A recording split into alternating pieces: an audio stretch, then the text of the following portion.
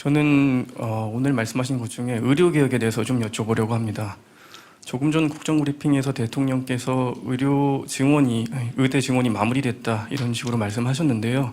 지금 의료 현장에서는 그 말씀하신 의대 정원 문제를 이유로 의사들이 현장에 나오지 않고 있는 상황이 수개월째 지속되고 있습니다. 그리고 그런 상황이 계속 누적되면서 의료가 한계에 다다른 게 아니냐, 그리고 코로나까지 최근 재유행하고 추석을 앞두고 여러 가지 위기설이 나오고 있는데요. 근데 이런 상황에서 대통령실은 지금 현장에서의 관리는 잘 되고 있다라고 저희를 안심시키고 있는 메시지를 내고 계시는데, 의료 현장에서의 이런 체감과 이 대통령실의 메시지에 이렇게 차이가 큰 이유가 제가 좀 궁금합니다. 그리고 이제 이와 함께 그 의사들을 다시 복귀시키기 위해서 이들에게 뭔가 전향적인 그 메시지를 주면서 대화에 빨리 나서야 된다는 의견도 있는데요. 이와 같은 대통령님의 입장 또한 궁금합니다. 일단 의대 증원에 대해서 완강히 거부하는 그런 분들의 주장을 지금 말씀을 하고 계신 것 같은데, 의료 현장을 한번 가보시는 게 제일 좋을 것 같습니다. 특히 지역의 이 종합병원들 이런 데 좀 가보시고, 여러 가지 문제가 있지만 일단 비상진료 이 체제가 그래도 원활하게 가동되고 있고, 뭐 정부도 열심히 뛰고 있습니다만은 또 우리 현장에 우리 의사, 간호사, 또 간호조무사를 비롯한 관계자 여러분들께서 정말 헌신적으로 뛰고 계시기 때문에 저는 뭐 해낼 수 있다고 생각을 하고 있습니다. 그리고 또 뭐 여러 가지 근본적인 문제들도 있습니다만은 그것은 바로 우리가 의료 개혁을 해야 하는 그 이유이지 이것 때문에 멈출 수는 없다고 생각합니다. 그리고 아마 이 의료 개혁 문제도 뭐 노동 개혁이나 교육 개혁 또 저출생 문제를 해결하는 것만큼 아마 어려울 것입니다. 지난 20년 동안 수백조의 예산을 투입을 했습니다만은 저출생 문제가 해결이 안 됐지 않습니까? 그러면 어차피 안 되는 거니까 돈을 다른 데 쓰고 이 문제는 포기하고 차라리 뭐 외국 근로자들을 받아다 쓰자 이렇게 얘기할 수는 없는 거 아니겠습니까?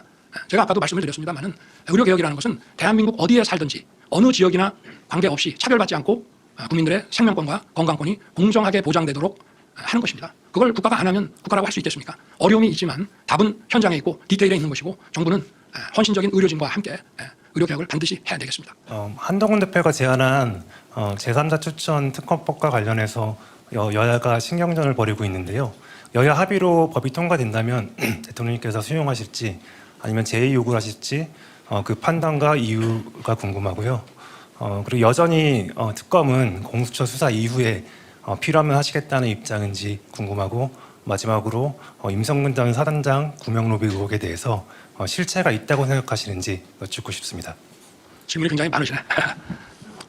지난번에 뭐 차상병 그 특검과 관련해서 무슨 뭐 청문회를 하지 않았습니까? 국회에서. 저도 방송을 통해서 잠깐 이렇게 봤는데요.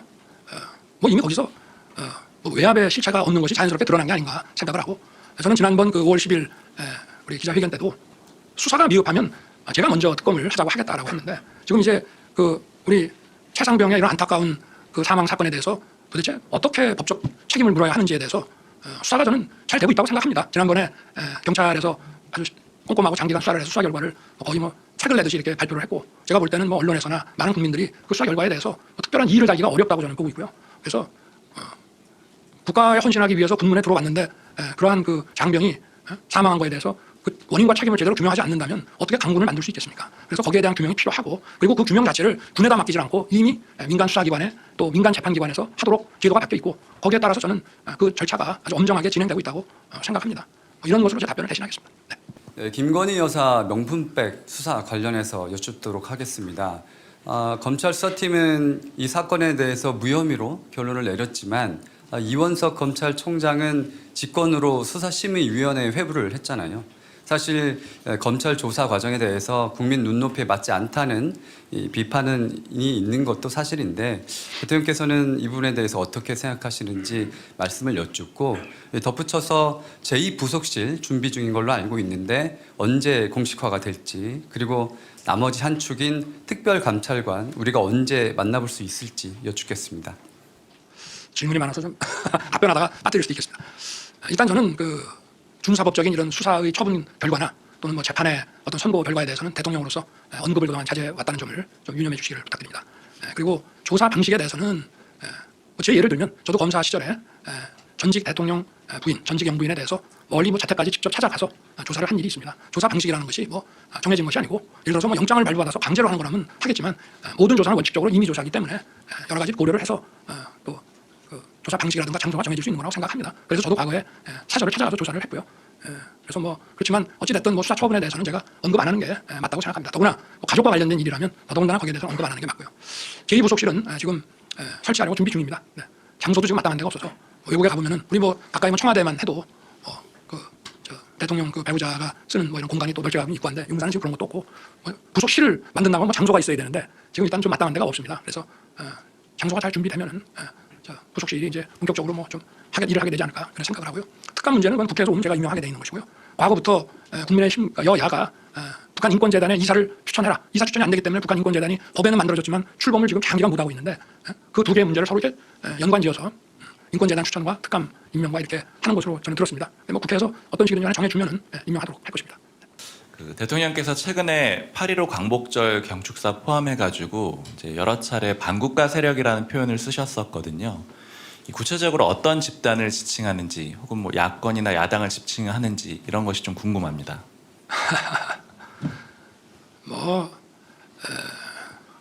대한민국의 이런 그 헌법과 그 자유민주주의 정체성이라고 하는 걸 놓고 봤을 때 뭐 다양한 스펙트럼이 있지 않겠습니까? 그러나 제가 가끔 이 반국가 세력이라고 얘기하는 것은 우리 뭐 간첩 활동을 한다든지 또는 뭐 국가 기밀을 유출한다든지 또는 뭐 북한 정권을 추종하면서 대한민국 정체성을 아주 부정한다든지 하는 그런 사람들을 지칭하는 것이고 뭐 오래됐기 때문에 아마 연세 드신 분들이나 좀 알 수 있으려나 싶은데 실제로 6.25 때도 북한군이 이렇게 남침을 했을 때 여기 국내에 있는 또 이런 그 반국가 이런 종북 세력들이 정말 그 앞잡이를 하면서 우리 국민들 힘들게 하는데 많이 또 가담을 했습니다. 그래서 제가 8.15 때 말씀드린 것도 바로 그런 차원입니다.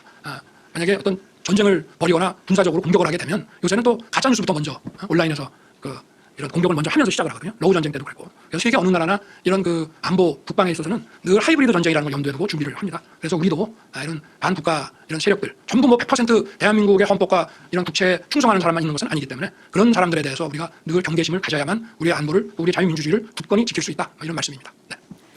그 김영석 독립기념관장 임명 이후에 뉴라이트 인사들이 좀 등용된다라는 지적이 있습니다. 이번 광복절에도 건국절 논란이 있었고 야당에선 친일 정권이라고 비판하고 있습니다. 이에 대해서 대통령님 생각이 궁금하고요. 덧붙여서 정부가 광복회 외에 독립 관련 공법단체 추가 지정을 검토하고 있다고 합니다.